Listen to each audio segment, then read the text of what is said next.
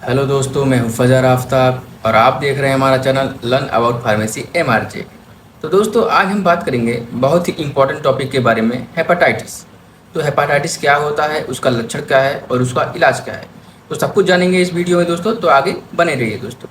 तो चलिए दोस्तों, आगे बढ़ते हैं। वैसे तो हेपाटाइटिस लीवर में होने वाला एक गंभीर संक्रामक रोग है। हेपाटाइटिस के कारण लीवर में सूजन आ जाती है।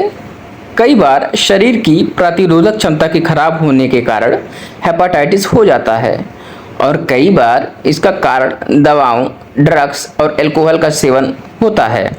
वैसे तो हेपाटाइटिस किसी भी मौसम में हो सकता है, लेकिन गर्मियों और मानसून के मौसम में जीवाणुओं के बढ़ने और प्रदूषित खान पान से हेपाटाइटिस के मामले कहीं ज़्यादा बढ़ जाते हैं।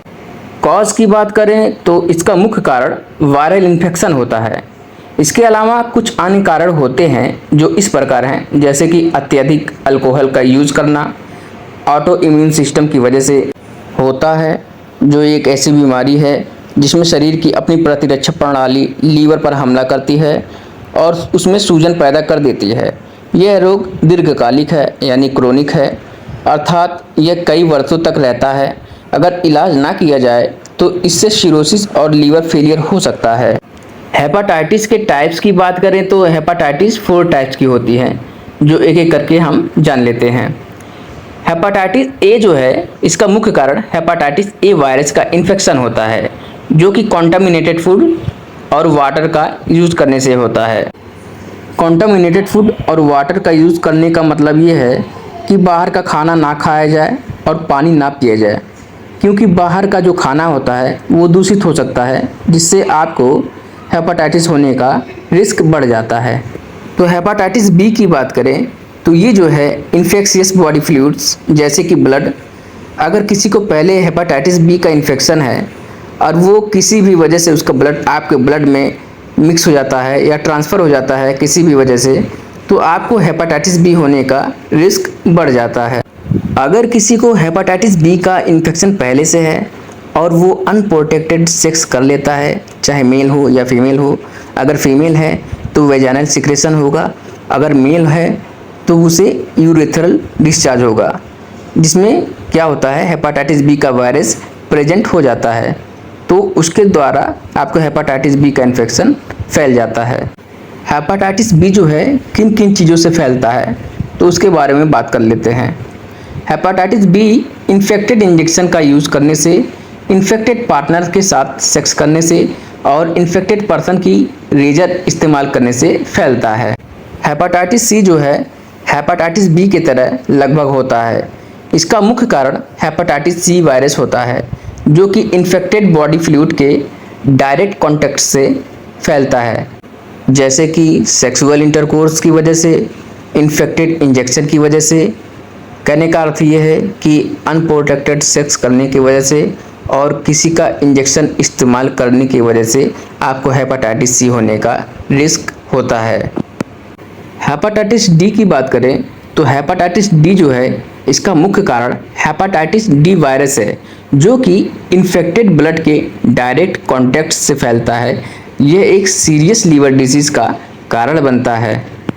हेपाटाइटिस ई, इसका मुख्य कारण है हेपाटाइटिस ई वायरस, जो कि contaminated water supply, poor sanitation से फैलता है।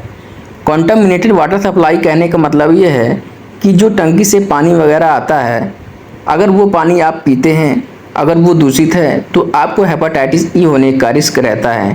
पुअर सैनिटेशन का कहने का मतलब ये है कि आपके आसपास अगर कोई गंदगी है, साफ़ सफाई नहीं है, तो उससे आपको हेपाटाइटिस ई होने का रिस्क रहता है। अगर किसी को हेपाटाइटिस हो जाता है तो उसमें साइन और सिम्टम्स क्या क्या देखने को मिलेंगे, तो सबसे पहले जो है फैटीग यानी थकान देखने को मिलेंगे। डार्क कलर यूरिन यानी गहरे पीले रंग का मूत्र होगा। पेल स्टूल यानी पीला मल होगा। पीला मल क्यों होगा? क्योंकि बिलिरुबिन बढ़ जाता है। और एब्डोमिनल पेन यानी पेट में दर्द होगा। लॉस ऑफ एपेटाइट यानी भूख की कमी हो जाएगी। और वेट लॉस यानी वजन घटने लगेगा। स्किन और आई का कलर येलो हो जाना यानी कि जॉन्डिस का लक्षण होना, ये सब देखने को मिलेगा। अब बात करते हैं इन्वेस्टिगेशन यानी जांच के बारे में कि कौन सा जांच आप कराएंगे कि आपको पता लग जाएगा कि आपके लीवर में क्या दिक्कत है। तो सबसे पहला जो है LFT कराएंगे आप, यानी लीवर फंक्शन टेस्ट, जिससे आपको पता लग सकता है कि आपके लीवर में क्या क्या दिक्कतें आई हैं। और अल्ट्रासोनोग्राफी भी करा सकते हैं, जिससे आपको ये पता लगेगा कि आपके लीवर में क्या दिक्कत है, लीवर हेल्दी है या नहीं है। तो सब कुछ आपको अल्ट्रासोनोग्राफी से पता लग सकता है। ट्रीटमेंट की बात करें तो हेपेटाइटिस के पेशेंट को कंप्लीट बेड रेस्ट देना चाहिए, यानी उनको आराम देना चाहिए कंप्लीट, और डाइट फैट फ्री और लाइट डाइट देना चाहिए। कहने का अर्थ ये है कि हल्का फुल्का भोजन देना चाहिए और उन्हें तला भुना जो खाना होता है उससे परहेज करना चाहिए, फास्ट फूड परहेज करना चाहिए, और हेपाटोटॉक्सिक दवाओं का उपयोग नहीं करना चाहिए। हेपाटोटॉक्सिक कहने का अर्थ ये है कि ऐसी दवाइयाँ जो हमारे लीवर को अफेक्ट करे, वैसे दवाइयों को हमें नहीं देना चाहिए। साइड में आप पिक्चर देख सकते हैं कौन कौन सी दवाइयाँ हैं। और अधिकतर देखा गया है कि जॉन्डिस के पेशेंट में हेपेटाइटिस बी पॉजिटिव मिलता है।